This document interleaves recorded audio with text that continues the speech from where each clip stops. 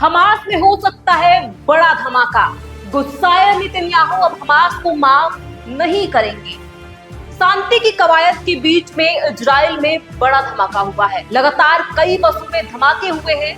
Israel इसे आतंकी हमला बता रहा है और संकेत हमास की तरफ से है। ऐसे में ये सवाल उठने शुरू हो गए हैं कि क्या शांति के कवायद के बीच में एक बार फिर दोनों देशों के बीच में बड़ा हमला हो सकता है। नमस्कार, मैं हूं प्रियांशु और आप देख रहे हैं नव भारत लाइव। हालांकि इजराइल की सरकार का कहना है कि कोई नुकसान नहीं हुआ है, लेकिन ये आतंकी हमला है और हम इस पर बड़ी बैठक करने जा रहे हैं। उसके बाद से जो भी फैसला होगा वो हम फैसला लेंगे। पहले हम जांच करेंगे कि ये धमाका आखिर हुआ कैसे। हालांकि इजराइल के सरकार का जो इशारा है वो हमास की तरफ से है। ऐसे में लोग कह रहे हैं कि जहां शांति की बातें हो रही थी, अब क्या इजराइल सरकार एक बार फिर बड़ा कदम उठा सकती है। इजराइल और हमास के बीच सीज फायर की अब ऐसी की तैसी होने वाली है। शांति की कवायद के बीच फिर धमाके हुए हैं। इजराइल एक बार फिर आतंकी हमलों से कांप गया है।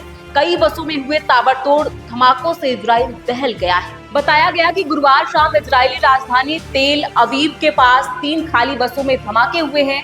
इसे इजराइल आतंकी हमला बता रहा है। एक स्थानीय अधिकारी के मुताबिक हमले में किसी के हताहत होने की सूचना नहीं है। नुकसान की अभी विस्तृत जानकारी नहीं मिल पाई है। इजरायली रक्षा मंत्री कॉड ने इन बम धमाकों के लिए फिलिस्तीनी आतंकवादी संगठनों यानी हमास को जिम्मेदार ठहराया है। इस हमले के बाद इजरायली प्रधानमंत्री बेंजामिन नेतन्याहू सुरक्षा बैठक करने वाले हैं। माना जा रहा है कि इजराइल के पेजर अटैक का यह बदला हो सकता है।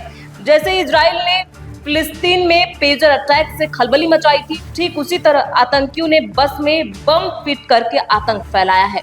माना जा रहा है कि नेतन्याहू अब हमास को मुंहतोड़ जवाब देंगे। अगर ऐसा होता है तो फिर से सीज फायर की ऐसी की तैसी हो जाएगी। इजराइल में यह आतंकी हमला ऐसे समय में हुआ है जब इजराइल और हमास युद्ध विराम समझौते पर बातचीत कर आगे बढ़ रहे हैं। दोनों इस कोशिश में जुटे हुए हैं कि किसी तरह गाजा में चल रहे युद्ध को रोका जा सके, जहां अब बंधकों की 7 बार अदला बदली हो चुकी है। युद्ध विराम के पहले चरण के तहत हमास ने अब तक 19 इजरायली बंधकों को रिहा किया है। इनके बदले में कई अदला बदली में 1100 से अधिक फिलिस्तीनी कैदियों को रिहा किया गया है। अधिकारियों ने बताया कि इजराइल की बट-याम में एक बस डिपो में खड़ी बसों में बम रखे जाने के बाद 2 विस्फोट हुए।